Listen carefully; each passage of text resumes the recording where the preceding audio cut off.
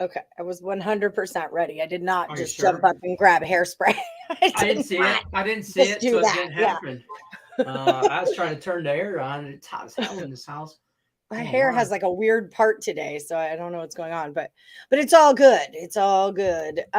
What's up, That's a rumor. everybody? I'm Allie Burns. This is Detroit Lenny. I like it better What's when it's like happening? that. It's fine. Welcome to Picks and Parlays. What's up, Breaking Vegas Sports Bets? How you doing? So, So everybody, welcome to the show. It's Friday, y'all. It's Friday. yay! Let's all start the week. Friday, Friday. Friday. That's from Um, and my QVC watchers out there, because yes, I'm an old woman who watches QVC, and my wife hates it. And there's a guy on there, David. He's like 6'4", big dude, just whatever, and he talks about the most dainty little things. He's just you could tell he's a big guy because he's obviously tall, big guy, but his hands are big, and he's talking about his little gourmet crackers for the holiday gourmet stuff, and I'm like, bro, that thing's probably like a 6-inch sub, but in your hand, right? like it's gigantic. I buy stuff from QVC all the time. Mandy hates it. Oh, not me. I'll get like stoned and into like a Flowbee infomercial or something like that and watch that I love to watch knives cut things. Like if you got a show about knives and you're just randomly cutting things, I'm all in. I'm all about it. I bought Mandy's KitchenAid mixer off QVC. I bought her the shredding thing when I was a little stoned too. And I was sitting there, I was like, man, we could make these zucchini things that curl, does all the swirl thing, and now I can shred it, and it's all in one thing, and it's like the size of like a lunchbox, like a kid's lunch. I go, man, I could just put that on top of the fridge. I think we used it once when we got it, and it's been up there for like 2 years. But if I wanted to, I could make strictly cucumber shit. Okay. Yep, zucchini pasta, zucchini yeah, it was spaghetti. like $20. It's a huge vegan delicacy. 4 easy payments. That's all. That's all. Yeah, I keep yelling at Mandy. I'm like, if you use it 72 more times, it will have paid for itself. So like during COVID, I wasn't working. First COVID, I wasn't working. I was just handicapped sports, right? Before I started with Picks and Parlays and stuff. And Mandy was still a little bit working at the office. So she'd come home and I'd be like high as hell watching QVC. And she's like, no more, Leonard. No. And I'm like, it's July, it's Christmas in July. And I'm like, right. But babe, I'm like, so start with Christmas stuff now. In 6 months, we have paid off. You got to think smart. 5 easy payments, no tax. I'm like, hey, and I can get it right now. I just got to make one payment on it. And then she's like, that's it. Bought all kinds of shit off there. Yeah, it makes perfect sense. It does. So we do have kind of a booked show today. We've got Nick Parsons coming on to talk some Seahawks. We've got Scott Reichel coming in a little bit later.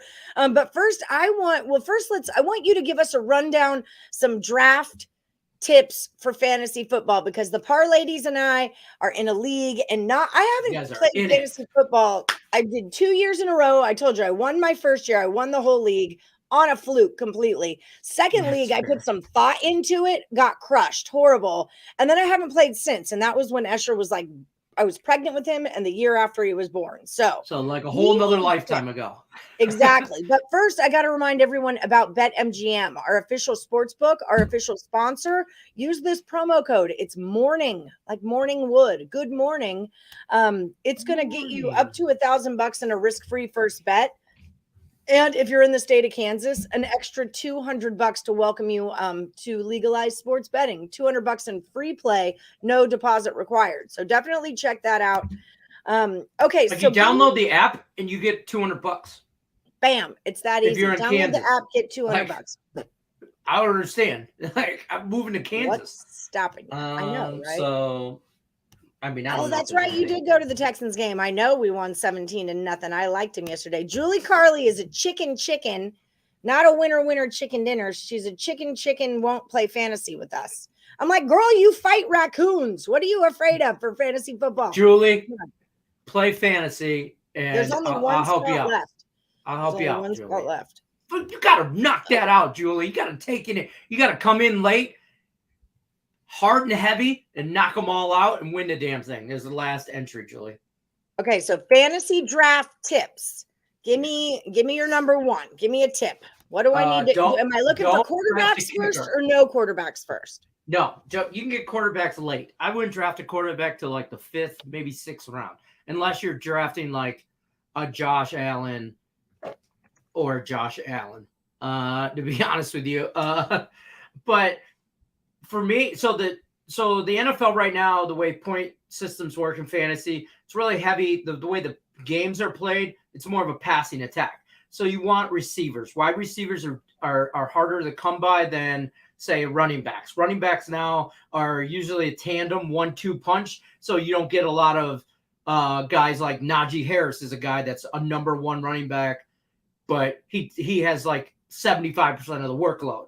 You know what I mean? Where most players, like in Detroit, I use Detroit as an example because obviously it's my Lions, they got a 1-2 punch and running back. It's like a 60-40 split. So you don't want to draft that guy. You don't want to draft a running back too high. I draft wide receivers. I put more value on wide receivers over running backs. It's a deeper league, like deeper core, wide receiving core. You know, you definitely in first round should be going wide receivers, stuff like that. What do you think about?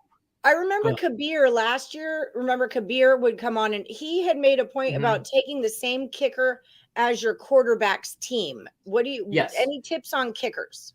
Don't take them in the first. Like take it the last. Listen, that should be your last pick of the draft. Is your kicker, and I look at kickers and defenses. Unless you get a defense or special teams like the 49ers or somebody like that, like that, is going to be a cut and above everybody else.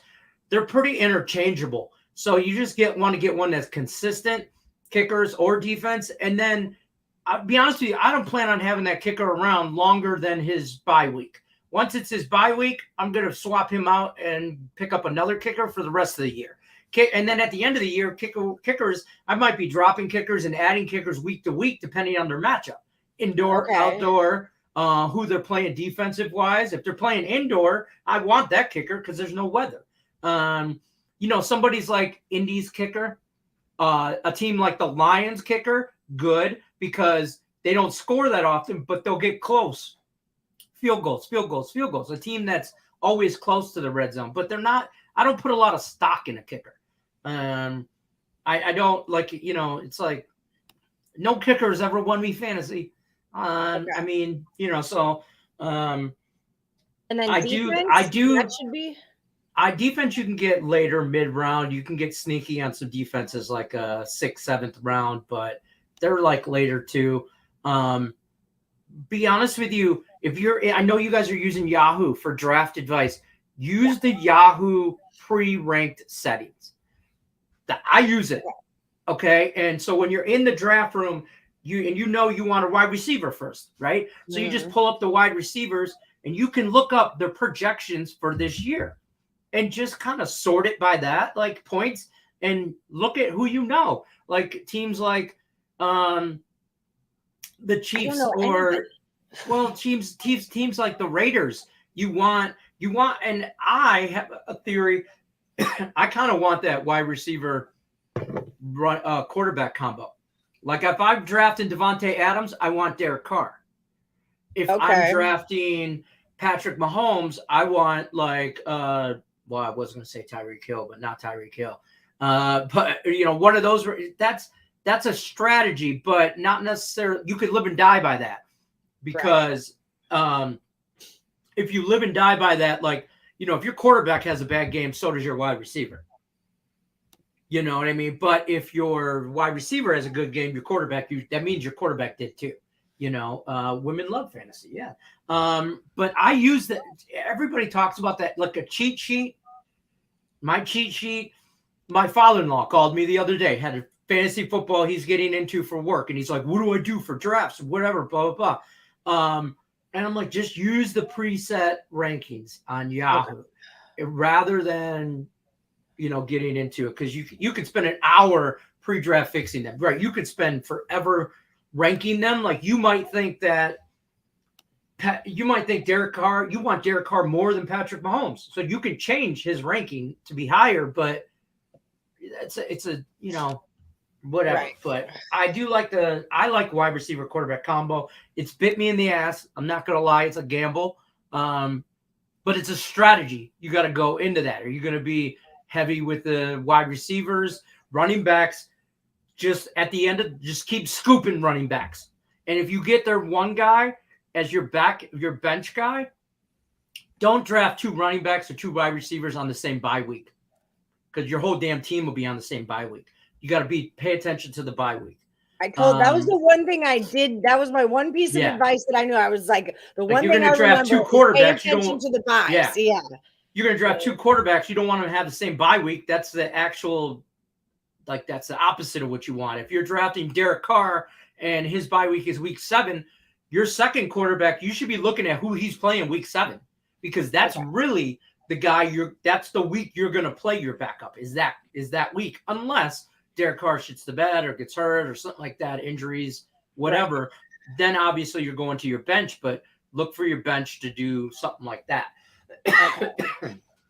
So I hope all that made sense. Yes, I made notes. I'm going to watch this over, and we're going to ask Nick Parsons if he has any tips. Our special guest, Nick Parsons from the Insiders Room, is here. You got to talk him into playing fantasy football, because I emailed him and he said he was iffy on it, and we need some insight. So peer pressure right now. We're in. Parsons, what's going on? Not much. No, we're in. And that's all great advice there, Lenny. All of that for sure. Thank you. But yeah, a lot of fantasy football, it comes down to injuries for sure. Just all of your plans going in after the first week could just be decimated because of injuries. And so a lot of it is about really good pickups throughout the season as well. And that really determines work that waiver at the end. And so it's more than just the draft at the beginning for sure. I mean, that's just the beginning of the whole thing. So is the Insiders Room going to play? Are you guys going to play? Okay. Yep, we're in. And so there's like 4 or 5 of us, and so we can figure out exactly everyone. But no, we got a good group of people that are super excited to do it for sure. So far Scott Reichel's going to be on in a little bit too. He might want to play. Okay, awesome. So far we have me, Allie, Hannah, Craig, Sean Higgs, Nick, what about the twins? And then Nick and Tim. So we have 7. So we need 3, but we could take 5. Okay. Well, I think we'll have like at least 3, but no more than 5. Yeah. Okay. Cool. And we'll ask Reichel when he comes. Because we could do a 10-team league, or we could do a 12-team league. It's half dozen one or the other. But so we need 3, but we can do. This is a heavyweight crew for sure. This is oh. We feel like it'll be good content for all of our sites. It'll be good content. We can all go head to head. I'm going to lose. So if there's a prize for last place, Allie wins. Mine. You know, it's just weird the way these things, it all comes down to injuries in the end, I've found in the end. So you never know. You could be the one that lucks out. You're just your team. It just happens sometimes. Your main group of players stays healthy, and that's enough to do it. So sometimes that's just it. Yeah. So Nick Parsons, it's your first time on the Morning Wood Show. Welcome. I'm sure all of our viewers know you very well from all the total chaoses that you do. But yeah, welcome to Morning Wood. You're coming on. We're going to talk a little Seahawks today. You're up in Canada in Victoria, right? Yep. Yeah, and so really close to Seattle. Yeah, Seahawks are kind of your home team in a sense. They're playing the Cowboys. I'm seeing them at -7. That number jumped a bunch from a -2.5 to a -7. The 40 went down to a 37.5. What are we looking at here, Nick? What are you thinking on this? Well, yeah, the Seahawks, the once mighty Seahawks, obviously they are not so mighty coming into this season. The Seahawks have lots of things going for them, though, even though they're not predicted to do that well. I think it's only between 5 and 6 wins, depending on where you're looking.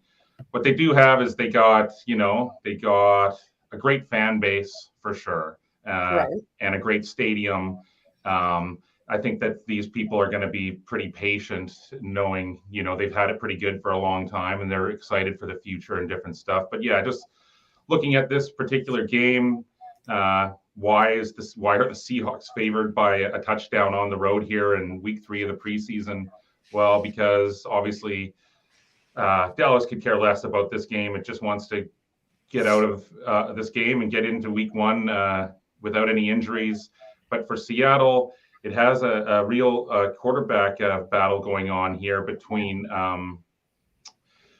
Locke, who came over in that trade for Russell Wilson, and also the veteran, escaping my...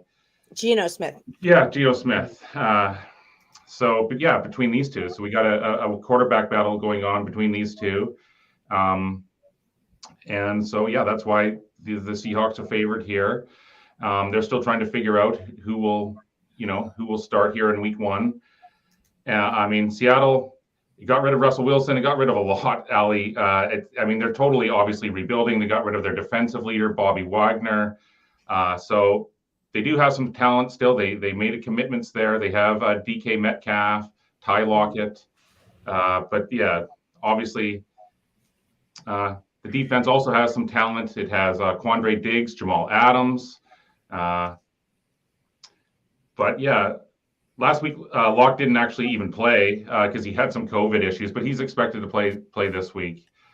So yeah, just as far as this final game is concerned, I think that the quarterback battle, that is going to be enough here to help Seattle cover and win this game and have a little bit of momentum coming into the season so they can have some clarity about who will be their starting quarterback.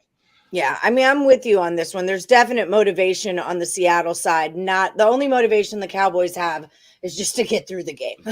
Just get through the game. Nobody get hurt. Let's just get to week 1 at this point. You have any feelings about a total on this one? It's ticking under, obviously. I mean, if one team is suspected to show up and the other one's not, I mean, we all look to an under in that case. Yeah, I would actually look to the over in this one. I think that Seattle really will be opening things up here. I don't expect Dallas to really put up much of a fight here. Dallas will probably get some points on this week Seattle defense as well. So I would lean to the over in that one. Yeah, but yeah, as far as Seattle's strategy for the rest of the season, I mean, we detailed there, 5 or 6 wins at the most is what they're predicted to win. Right. So, and they're in a really tough division with the Cardinals, the Rams, and the 49ers. They're going to be underdogs in every single one of those games, even at home. And really, to win any of those games, they sort of would have to catch them in like a trap game. I mean, so it's going to be tough for them this year. So what's your strategy? I mean, really, you should tank and go for a high draft pick, really. But I guess we'll see what happens. I think they're going to tank and go for a quarterback because next year's draft is pretty deep quarterback league or class, I should say. So that's my theory on that. I think they'll, 5-6 wins, maybe, something like that. I don't think they're going to be very good at all this year. They're going to scrape by kind of thing. And that's about it. Yeah, but they got to get their fan base excited a little bit for the start of the season here. Something. And so, you know what I mean? And so for this particular game tonight, I think that's a solid wager here with these two guys really trying to compete for that number 1 spot. Lenny, you're a teaser master. What would you say about teasing the Seahawks down to a -1 and then teasing the over to over 30? What would it be? 34.5 or something like that. What is 31.5? I did 2 teasers today in football. Okay. I took every NFL game and teased it under. So I took them all 6-point teasers, took them all up plus 6 points, and took them all under because I think they're all 4 are going to be just like last night. Right. 17-10, 17. I don't think any of these teams are scoring 20 points. Out of 4 games tonight, 8 teams, I don't see any of them scoring 20 points. I think they're all just trying to get through this week without being hurt because even in Seattle, Geno Smith, he gets hurt. Now you're locked in on one guy, you know what I mean? Or you don't want anybody to get hurt. That's the whole goal. And I think all the general managers out there, every coach saw Zach Wilson go down week 1 and their hearts all skipped a beat and they all freaked out a little bit. And so now everybody's just trying to, yes, there's some position battles, trying to figure out who's your number 1 quarterback is a big one, stuff like that. But I think everybody's going to just try and skate through this week and get healthy for week 1 and figure some stuff out. The only one I'm really concerned about is the Patriots and the Raiders because because the Raiders are just they want to score points. Yeah. But I just did them all over. Or I teased them up and under. So I think it's worth mentioning again about the preseason, how different it is from years past with just the 3 preseason games. And I did mention this to you before, Ali, just how the preseason always was definitely like a mini season in itself with the 4 games. And just you always knew what to expect in the first week, the second week, what you would see in the third week, and even in the fourth week is when there was always a lot of weak lines. That was a great time when a lot, and so it has changed the whole landscape of the preseason and how to approach it, especially as a situational capper. But I love and then these totals too. You could see from 1 week to the next, because in week 1, so many overs, and then there were some wild adjustments in week 2 there, and so I think that's going to be sort of the norm. Them trying to guess what's going to be happening from week to week in the preseason. I love how you word it, like a season inside of itself, the preseason. I love that because it really was week 3. Like right now, we'd be looking at doing a lot of first half bets because you'd be seeing the number ones playing the whole first half. Where now you're not going to see that. You might see some number ones go 1 or 2 series, something like that, but whatever the score is at the end of the first quarter, it's probably not going to be much different at the end of the game. Maybe some sloppiness here or there with some 2s and 3s guys, but they're not going to I don't see any of these teams playing tonight trying to stretch the field or dominate in one aspect or the other, or getting real cutesy with the play calling or anything like that. There won't be a lot of blitzing. On third downs, there'll be some pressure, but there won't be a whole lot of crazy schemes on defense. So it's really no one wants to show their cards at this point in the season too, right? You don't want to injure anybody. It's like muscle memory practice. Just go through the motions, throw the ball, catch the ball. Okay. Yeah. Yep. 100%. Right, so tread lightly. Is this another tread lightly kind of a weekend? I just gave you a 4-team. I would say so. Yeah. That is lightly for you. You cashed a 16 parlay yesterday. Oh, I did yesterday. It was chalky as hell. It was so juiced. There was some -2 and 300s on there, but whatever. It was a nice little. Nice work. It was. I like not to switch gears, but I did do another teaser. I sent that to you, Allie. I put it on TikTok. I gave it to the parlays. Yeah, I did. CFL. I took the 6-point teaser. I took the BC Lions +3 instead of -3. I did take the Bills +12.5 and the Cowboys +13. That's +160 on those 3 teamers, because I do think no matter what happens in all of these games, they end up by a touchdown, 10 points. Nobody's blowing anybody out. Everybody. Have you had a chance to look at any of the week 0 college football lines, which starts tomorrow? So that's a lot of juice. I'm gonna get into that after Power Hour today. And some pretty sharp lines on those week 0 lines, I think. There are. There's some wait and see type situations for me. There's just a lot of action too. I know, and I have such a busy weekend, and I'm not gonna be able to watch a lot of college football on Saturday, and why is Hawaii up to a 9.5 now? I saw them when they were a touchdown. I thought that was too many points. Why is this now a 9.5? Do we have any thoughts on that? Yeah, I'm not sure of the reason behind that. That's a good question. I would like to know. I love Hawaii too. Ooh, Scott Reichel's here. Maybe he knows. Boop. What's up, Scott Reichel? No. How's it going? I'm 2 minutes early. Sorry about that. It's okay. You're cool. Do you have any feelings on the Vanderbilt? Scott, have you met Nick Parsons from the Insiders Room? I have now. All right. Nick Parsons, this is Scott Reichel from Winners and Winers. You guys both have your own day of total chaos. Tuesday. Yeah. And Lenny, go ahead. I think I've kicked both their ass. The Winners and Winers and the Insiders Room, I think they were both on my hit list. And I'm just, tease the over on how many times Lenny wins. That's all you got to do. Wait, wins in what?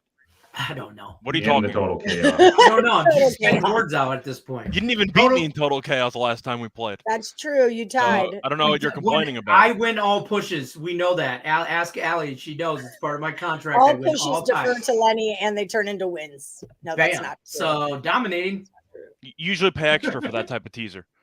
Yeah. For the push wins, you pay extra for that type of teaser. It's juiced. It's juiced. It's juiced. Sure. Yeah. Okay. It's juiced. So what are you looking at tonight, Scott Reichel? What are you into? Well, you were in the middle of asking me a question. Something about the Hawaii. Vandy and Hawaii. Hawaii. Why is Yeah. that Hawaii line gone up to a 9.5? That just seems like I thought 7 was too many points. 9.5 seems like way too many points. So I'm leaning to Hawaii anyway, just because of the fact that even though Vanderbilt's favored, we know Vandy's not supposed to be good. However, the difference Right. between being bad in the SEC compared to pretty much any other conference. But Vandy's not good. I still think they have much better talent, but there's a lot of uncertainty with Hawaii. They got a brand new head coach. They got a bunch of new coordinators and coaching staff. They lost basically a lot of talent. Cordero's not even there anymore. So now they don't have one quarterback. They don't have two quarterbacks. They have 3. The problem is nobody knows who's going to start because they're all pretty underwhelming. But Hawaii is missing a lot of pieces from last year. The defense, let's just say, is a work in progress. This team is not going to be good, like at all. Neither is Vandy, but Vandy has an excuse of playing in the best conference. So if you're asking what the reason is, I think people are looking at either SEC pedigree or all the turnover that Hawaii had, and they just assume that Hawaii is going to be, let's just say, a work in progress throughout the entire season.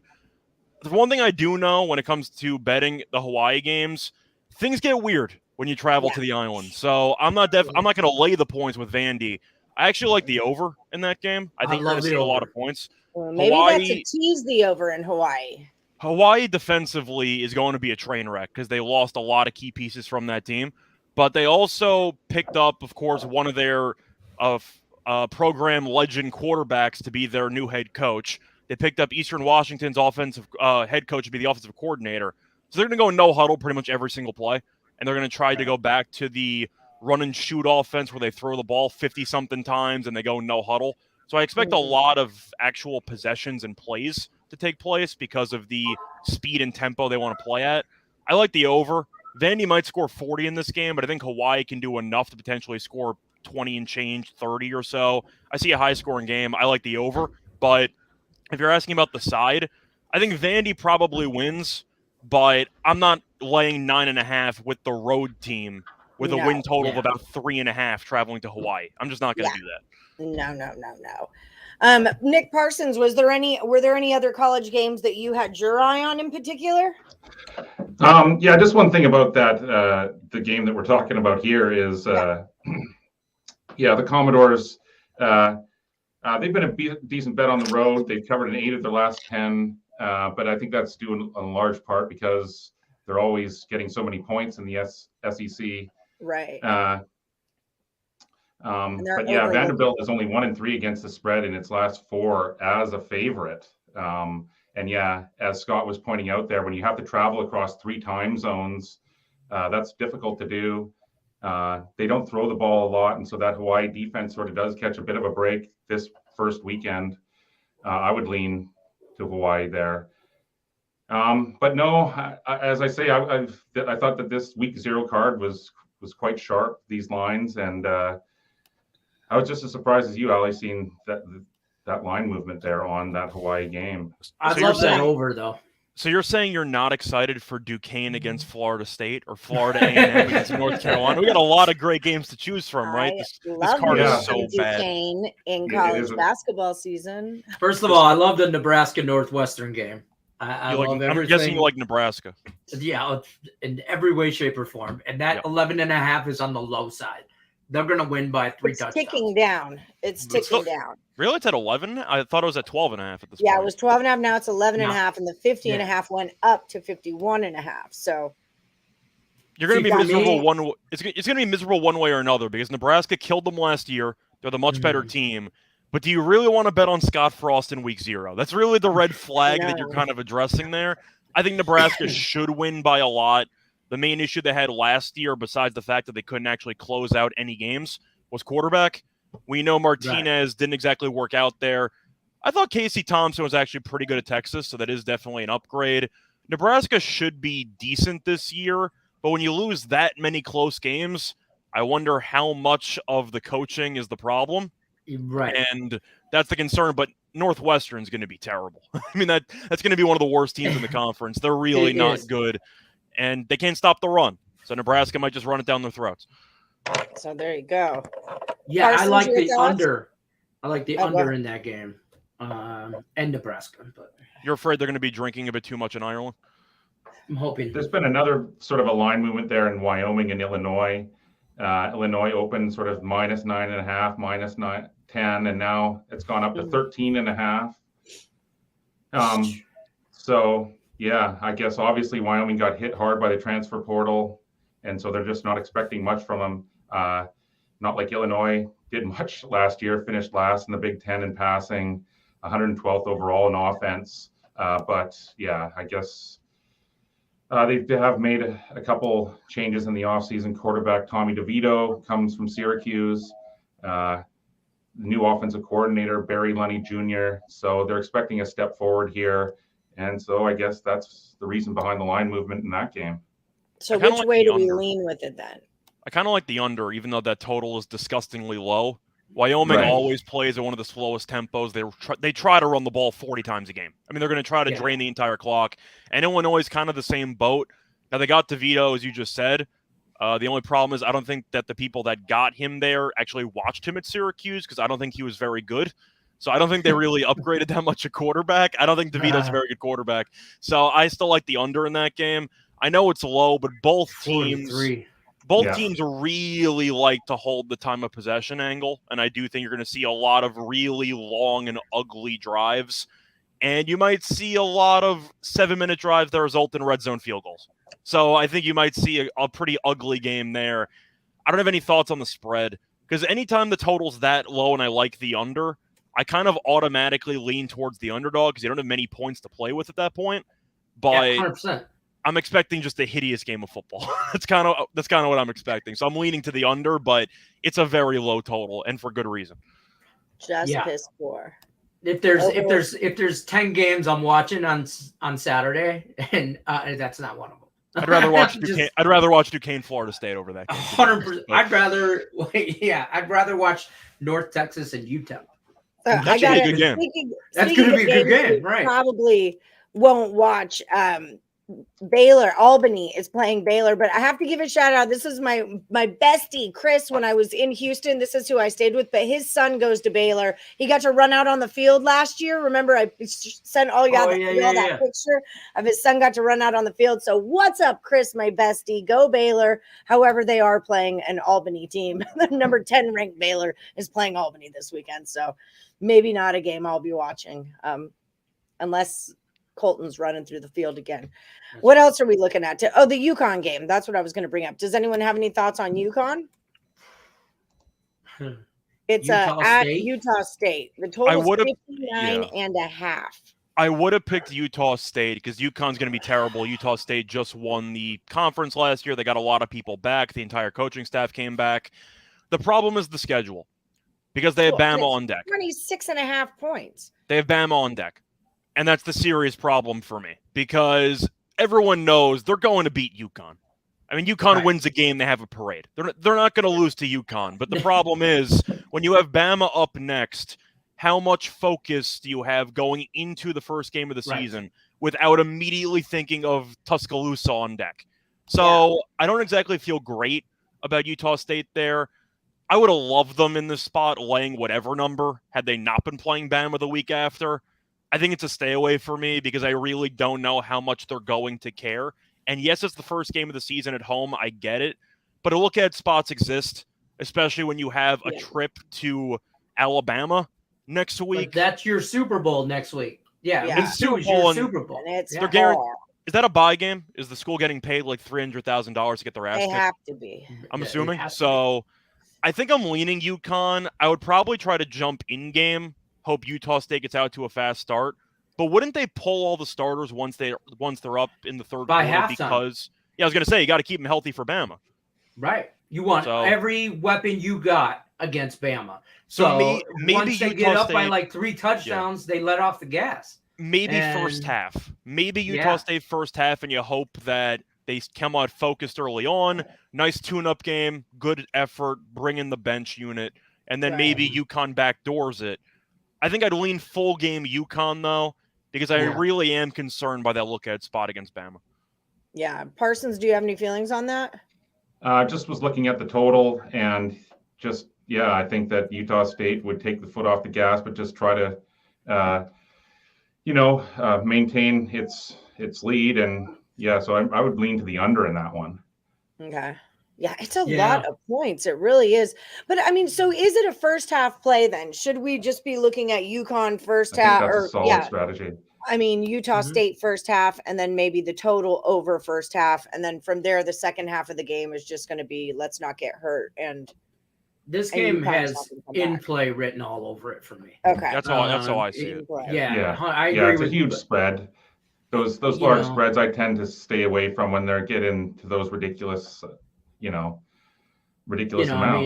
I mean, I just want to in play and probably mess with a total or something and hope somebody gets up early, or it's a tight game, and then I can catch, Utah State to minus, like, say 13 or something like half that spread or something. Then I would probably jump on that. But realistically, I'll watch this game.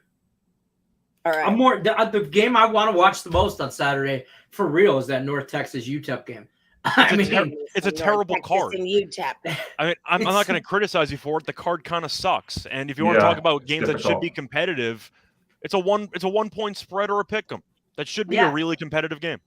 It really should. And I'm telling you right now, I like the over on this game because I just think it's a shootout. Don't be surprised if this game goes into overtime, something like that. I mean, it's going to be. They're going to get into one of these teams is getting into the 30s. This is like a 31-28 game, something like that. This is a 33-30 game, something to that nature. That's how I figure it. I don't know a side. I like the over. It's always difficult to try to handicap games while removing all bias from last season because North Texas made me a lot of money down the stretch. They basically ran the table in the last month. They had a nice win against UTSA, which I actually had North Texas on the money line in that one, and they ended up dominating. But it's tough to remove yourself because of how much money they made you last year. But I still think the North Texas team is actually not bad. They still have Un at quarterback, who's about 29 years old, and he's still their starting quarterback. He's a 7-year senior. He's like Matthew McConaughey in Dazed and Confused. He's still hanging around. But I'm still gonna lean to North Texas. UTEP should be better last year. They actually made a bowl game.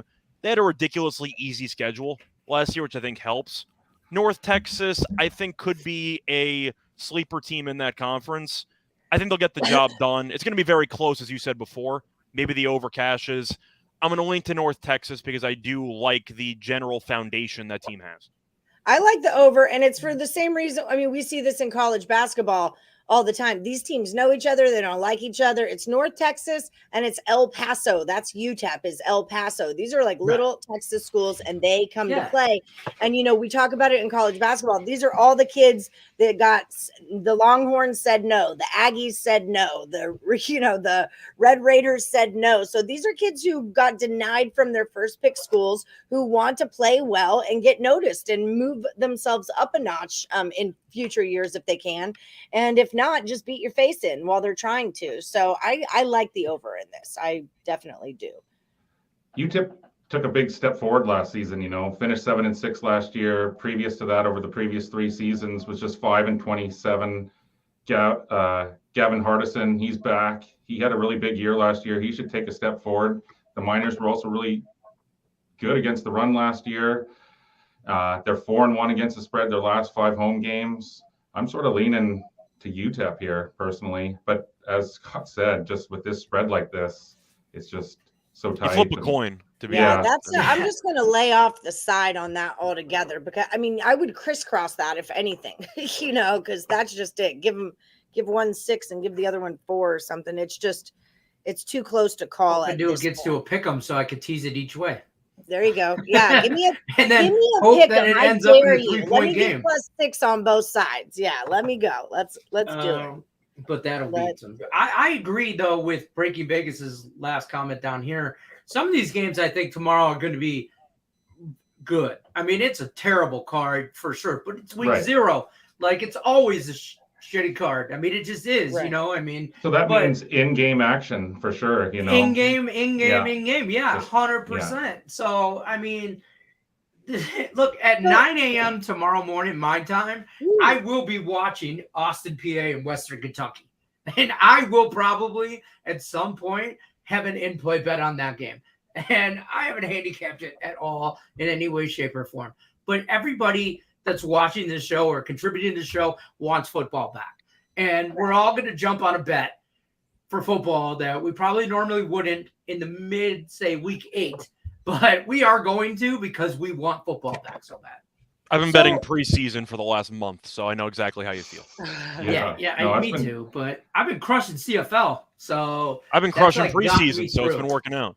Parsons is really good at CFL too. I know. I love when we do free picks together and it's CFL or we talk CFL at all anytime because it's just good times. It's just good times. Yeah, I love the CFL right up until this moment. I'm a big CFL fan, and then my attention always goes towards college football and the NFL. I'm convinced that's why I've been shitting the bed at baseball is because I'm not focused as much energy and time on handicapping baseball as I am looking at, UConn, Utah State tomorrow, instead of an actual baseball game today. So let's do some quick tips because in-play baseball is one thing, but betting in-play on football is kind of another thing. For me, and basketball as well. For me, I like to have a list, especially like when it's a shorter card, when it's football and it's everybody is playing. That's a tough list to have, but you got to make one. I like to make a list of what the opening lines are and what the closing lines are. So that way, when I'm in play, I can look at lines and see what the value is on them. Does that make sense? Like I know immediately that this started at 26 and now if I'm in play and it's at 36, I don't have to like look back. I know what I'm shooting for. I know where it's going. Right. Yeah. Do you guys have any tricks to in play like that, to jump in at some certain point? Well, I was going to ask you that since you love to bet in play. Is there a specific number? Because I know you said usually 10. I think in basketball it's 10 for me on the total. 10 on the total. So what about football? Really, what it comes down to is what do you personally think? How off do you think the bookmakers are? So I'm willing to give the bookmakers a 10-point leeway as to what their original total was off of how close they were to the original total. 10, I think, is a pretty big number. And if I can get it there, that's what I want it at. In football, I'm not as good at this. I usually defer to Lenny for all things football. So Lenny, this would be your question. So yeah, 10 is mine for basketball. Me, it's 6 because I do a lot of 6-point teasers during football season, college or otherwise. You can catch me on a 6-point teaser, 3 teams, 6-point teaser plus 160. Run it. I'm telling you right now, I could rip those off every week. I love them. So for me, 6 points. 6.5, like this is my teasers I'll go, but 6, it's in play 6 because I don't ever think that they're off that much. The book is never really going to be off, I think, that much. 6 points, I guess. Thomas Kingston, you're still in. Yeah, this is who's in, guys. AB, Joan, Lex, Rodney, Thomas, and Wilson. You guys can all just go home. Rodney's taking this down. He's on the heater of a lifetime. I mean, I don't know what to tell you. By the way, every time I see LWS in the comment section, I immediately think they forgot an S and they want to bet an L and they want to bet on Little League World Series. Little League World Series. We bet on that too, but no. Just bet on Hawaii. They crush everybody. I mean, they are awesome. But every time I see that, I think that there's an L missing, and you actually are asking for like Little League World Series betting advice. Like whenever I see the Max Wagers Network, I just think it's Morningwood or Mountain West. There's no Max Wagers Network in my brain. Yeah. It's that spot has been taken. Sorry. Nick Parsons, do you have any tips for in-play betting? Are you a big in-player? I'm not, but yeah, with football for sure, you got to wait for, for the breaks, really, for those lines to change significantly. Right. And so you're having to constantly wait for those during the football. But no, you guys are more the masters of the in-game betting than I am. But I'm definitely getting more and more into it. individual not having to player. be a professional. Well, yeah. We can just sit back and be degenerates, Lenny. We don't have to sell our picks to anybody. Yeah, that's Well, right. and It's also, like, what are you doing a t-shirt for? I'm like, because I'm a degenerate.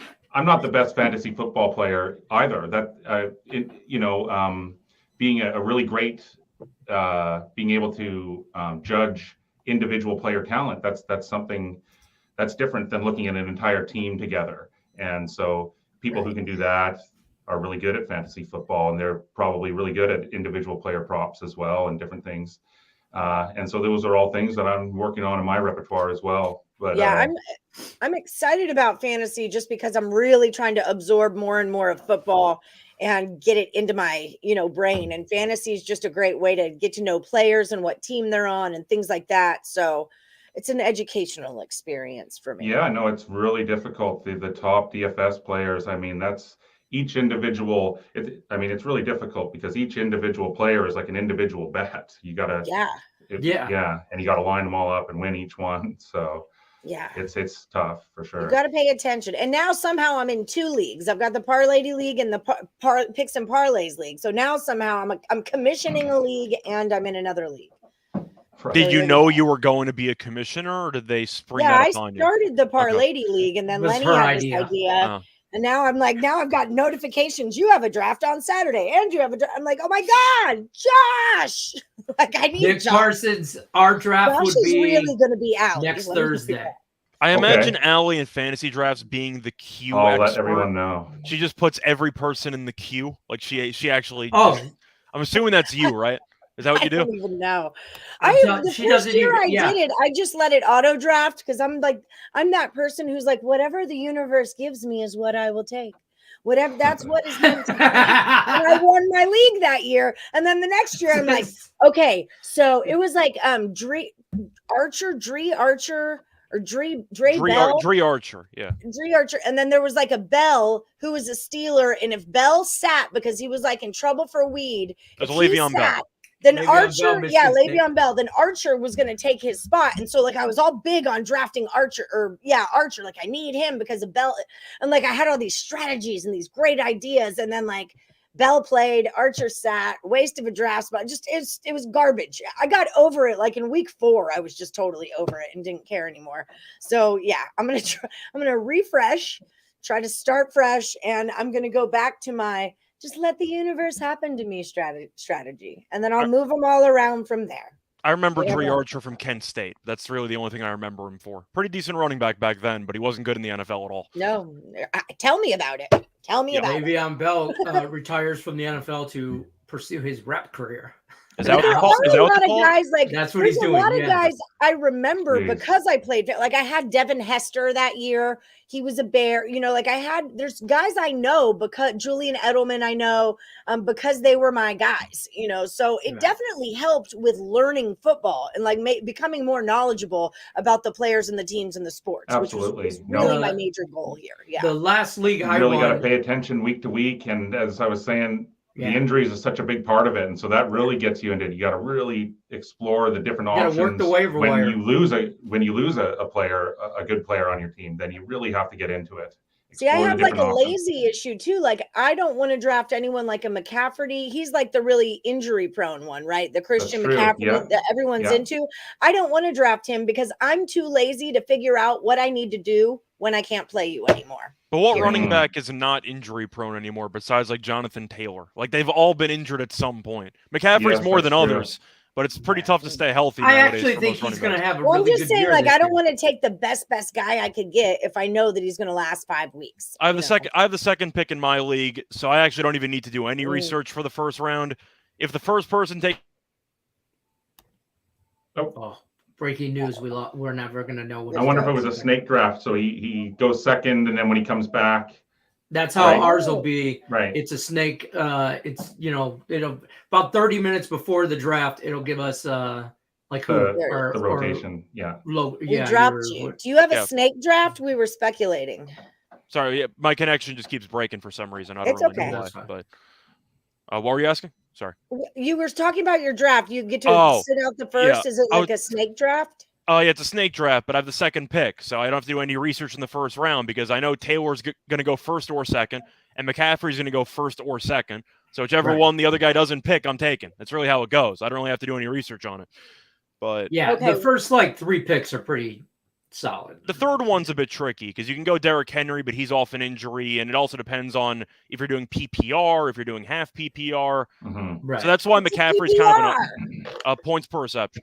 So the point is McCaffrey's kind of an auto pick no matter how injured he gets because it's PPR, and he's guaranteed when healthy to give you like 8 receptions and a bunch of checkdowns. So you kind of have to take him anyway. Another aspect you want to look at is running backs that just run the ball and running backs that can catch the ball out of the backfield, because now he's a wide receiver / running back, and our league has a flex spot. So we'll be starting 1 quarterback, 2 running backs, 2 receivers, a flex spot, a tight end, and a defense.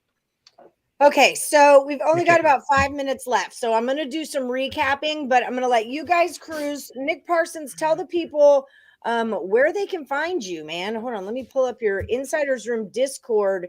You guys, if y'all don't know about the Insiders Room by now, you should, because we talk about them all the time. Rye Cape, we see Rye Cape in the chat. He's an Insiders Room guy. Ross, man. Tell him what you guys are all about the Discord. Nick, tell him about this Discord. Right. So, yeah, you can check out how to get to the Discord from the Twitter. You can just go to our Twitter page there at the Insiders Room, and it'll lead you to the Discord. And the Insiders Room Discord is filled with hundreds and hundreds of people now. And yeah, it's really fun in there. Lots of conversation, lots of free picks. And we have a core group of guys there, the insiders, as you just talked about there. We're coming on Total Chaos. And listen, these guys are giving out free plays. They're giving out lots of picks and advice and different things. So the best way to check it out is just come over to the Insiders Room Discord and come say hi. Definitely. And you'll always find them at the tops of the picks and parlays leaderboards also. So click on the link or go to picksandparlays.net looking for premium plays, best bets, and then click on the Insiders Room and use the promo code NFL. That's going to save you 20% off whatever you grab from the Insiders Room. Guys, join this Discord. It's a great way to connect with other real life handicappers in real time, discuss games. I know the Twins are in the Discord. Jessica Campbell, one of our parladies, is in the Discord. I'm in the Discord. I just don't ever check in because I'm not good at things like Discords. But if you're a Discord person, you should definitely get hooked up with the Insiders Room. Thank you so much, Nick Parsons, for coming on Morning Wood today. We'll have you back again really soon as the season progresses, for sure. Thanks, Ellie. Okay. Thank you. Later. Bye-bye. And Scott Reichel, tell the people what you are all about and where they can find you. You can find me on Twitter at Reichel Radio, retweet a bunch of podcasts I'm on, etc. Besides that, I do my free YouTube pick every day on the Winners and Whiners YouTube page. So far, been a bit of a good run this week. Fingers crossed. Hopefully that continues on to Friday. But besides that, I actually have a show, a live stream in about 4 minutes on the Max Wagers Network with Chris. So if you want to catch me live, ask me some questions on today's card, you can find me there. Perfect. I'm actually going to Joe Madden in 15 minutes. So if you guys want to catch me on Joe Madden, check on there later after Scott's show. But follow him at Reichel I'm probably Radio. going to my kitchen in like 5 minutes. So if y'all want to catch me there. Do you have a green screen in your kitchen too, or is that only for the? It's only for the bedroom. No, I don't even have it on right now. My entire house in green. Are you kidding me? My entire house. I don't even have my green screen on right now. It's I forgot you can just do it straight from the computer, but you know what I mean. Yeah. The virtual background. No, it's really just looks like this. Nice. Behind me. I want that. I have a green shirt on my chair, so my green screen, but I forgot to put my green screen down. Oh my goodness. Lenny, while you're in the kitchen, I can get a Coke. There you go. Oh, can I get a Coke? Yeah, while you're up, can I get a Coke? Sure. Hold on. This is when you're deciding to do this. Okay, Scott, thank you so much for jumping in today. Thanks for having me. I will see you. Are you free for chaos today? I might do an NFL chaos for Saturdays. Yeah, sure. Just let me know what time. Okay, it'll be around 7, but okay, sounds good. I'll let you know. Cool. I'll see you. Okay. I'm back. Let's see what it is. All right. Okay, so let's pay some bills real quick, and we're going to recap those fantasy football tips and the picks that we got through for the show. But I just want to remind everyone, like, subscribe, ring that bell for notifications. BetMGM Sportsbook, the official sponsor of Picks and Parlays, up to $1,000 in a risk-free first bet. Bonus $200 in free play money if you are in Kansas. For all new accounts, just download the app and use the promo code MORNING, MORNING. That's it. That's all you are getting from me. Okay, so I know I need a good cheer for that. Okay, so let's I don't know how to do the recap. R and the N. This is important shiz right here, Okay. people. Okay, to make sure I have everything right.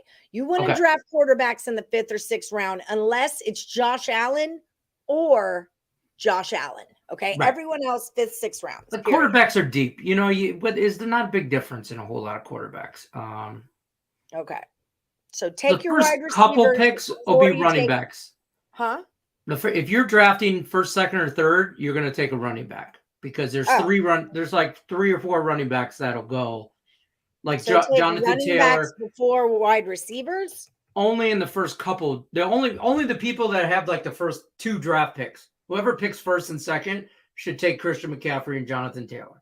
Those should be the first 2 picks of your draft. Whoever has those 2 picks, it doesn't matter if it goes bang, bang, bang. After that, I would go wide receivers though, because there's only 2 running backs. Derrick Henry could be the 3rd running back, but after that, the 4th, 5th, 6th pick, start running wide receivers. Patrick Mahomes is not a 1st round draft pick. Okay, so your kicker should be your last pick. And you may be dropping and adding kickers like week to week. So stay on top of that. Situational. Defense should be a later pick too. Yeah.